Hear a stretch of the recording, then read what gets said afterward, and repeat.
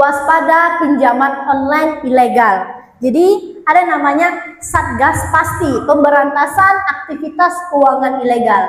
Ini adalah topik yang memang dibahas dan diminta untuk dimasukkan sama OJK. Kenapa? Karena hampir 70% masyarakat Indonesia ditipu sama yang namanya pinjol. Akhirnya apa? BI checkingnya jelek.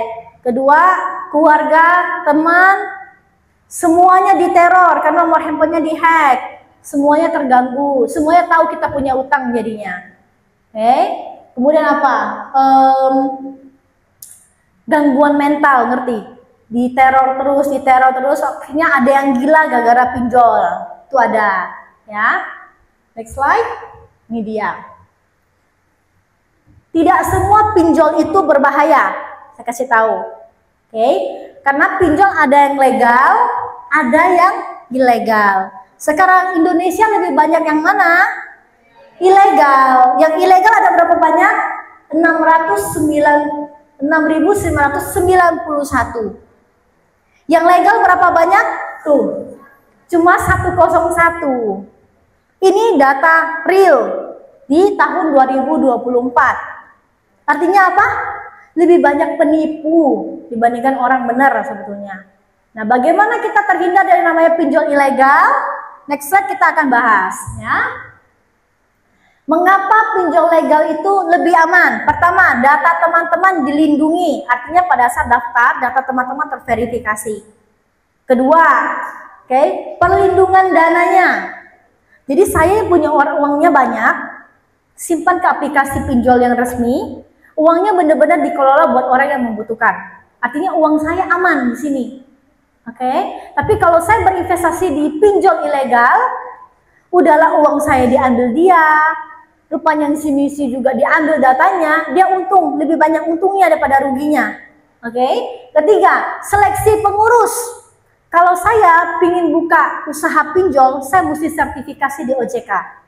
Sama seperti orang bank, sama seperti pegadaian. Setiap saya mau buka bank, setiap saya mau buka pegadaian, saya mesti ujian di OJK. Sertifikasi kelulusan dulu. Kalau saya nggak lulus, saya nggak bisa buka. Nah, pinjol juga sama. Harus si pengurusnya ini mesti sertifikasi. Ada ujiannya di OJK. Ya.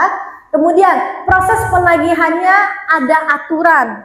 Biasanya kalau nunggu apa? Kasih surat teguran pertama, surat teguran kedua, surat peringatan 1, surat peringatan 2, surat peringatan ketiga, baru eksekusi, lelang atau apa. Tapi kalau dia ilegal, dia main apa? Teror terus. Pakai nomor handphonenya beda-beda. Pernah diteror seperti itu? Saya pernah. Ya, ditelepon, saya dibilang saya adalah penanggung jawab hutang Bapak A. Bapak A aja saya tidak kenal, ngerti? Gimana saya bisa bertanggung jawab? Terus nanti saya blok nomor ini, nomor satu lagi telepon. Belakangnya ganti aja. Jadi kalau tadi belakangnya nomornya 1, ini nomor 2. Terus seperti itu. Saya blok aja semua jadinya. Jadi apa? Capek saya ngeblok. Terus jadi saya jadi tahu utang Bapak A ini berapa banyaknya. Mengganggu ya, mengganggu sekali. Mungkin teman-teman pernah merasakan diteror, disuruh bayar utang orang yang bahkan kita nggak tahu siapa dia. Hanya karena nomor kita di-save sama dia, akhirnya kita diteror juga. Nah, itu yang pernah saya rasakan ya. Kemudian pengawasan operasional, artinya OJK mengawasi setiap kegiatan operasional dia. Jadi kalau ada yang tidak sesuai biasa dapat teguran atau biasa disuratin sama OJK. Ya. Kemudian layanan pengaduan, jadi mau dia pegadaian, bank, pinjol, pasti ada nomor pengaduan. Kalau ilegal dia nggak kasih kalian nomor kontak pengaduan, nomornya nomor handphone biasa orang-orang, admin gitu ya, admin itu nggak bener ya. Next slide. Mengapa pinjol ilegal berbahaya? Ini dia, data disebarkan, nomor handphone, semua data di handphone diambil ya.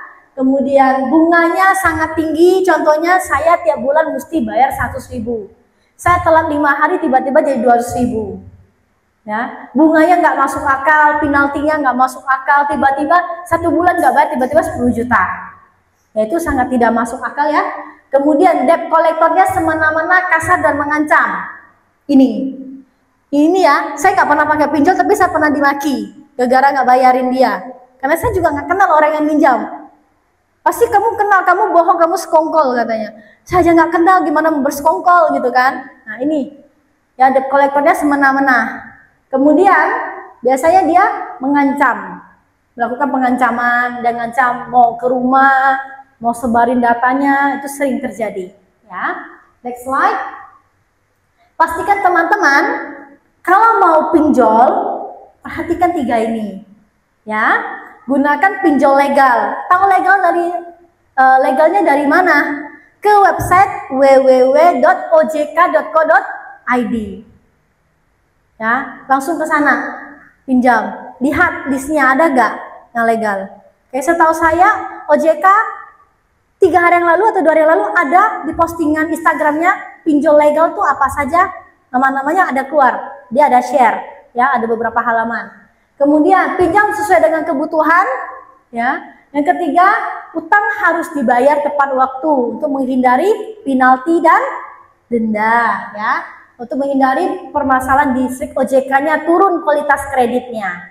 Jadi jangan abal, jangan asal, jangan abai. Ini sangat penting, ya. Jangan pikir kalau kalian pinjol, orangnya di Jawa, saya di Batam, pasti dia nggak mungkin kejar saya. Ya, dia nggak kejar, tapi slik kalian jelek. Nanti di sesi terakhir saya tampilkan tampilan slik yang benar yang mana. Ya, next slide. Ini adalah hal yang harus dipastikan ketika teman-teman mau pinjol, ya. Cek ke website ojk.co.id. Pinjaman produktif tidak boleh lebih dari 30% atau 1/3 gaji. Kalau contohnya gajinya 10 juta, ya 3 jutaan lah ya, 3 juta maksimal. Lunasi tepat waktu. Jangan gali lubang tutup lubang. Ini saya kasih. Kalian ini manusia, bukan tikus tanah. Ya. Jadi jangan gali lubang tutup lubang.